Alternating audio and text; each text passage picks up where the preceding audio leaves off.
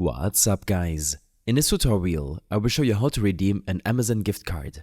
If you've received an Amazon gift card, you can easily add its value to your Amazon account. First, open up your browser and head to amazon.com. Once you're on the Amazon homepage, hover over the Accounts and Lists option located at the top right of the screen. From the drop-down menu, click on Account. On the Account page, look for the Gift Card section. Click on it and it will bring you to your gift card balance page. Here, you will see your current gift card balance, if you've redeemed any in the past. Just below the balance, there's an option that says Redeem a gift card. Click on it and it will take you to the code entry page. If you have a physical gift card, flip it over and look at the top of the back side. You may need to scratch off a silver strip to reveal the code.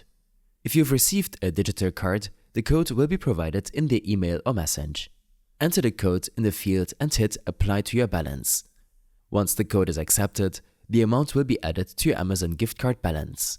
The balance never expires and works just like regular cash when you are checking out on Amazon. You will see the updated balance right on the gift card balance page. I hope this helped you out. Leave a comment if you have any questions and see you in the next one.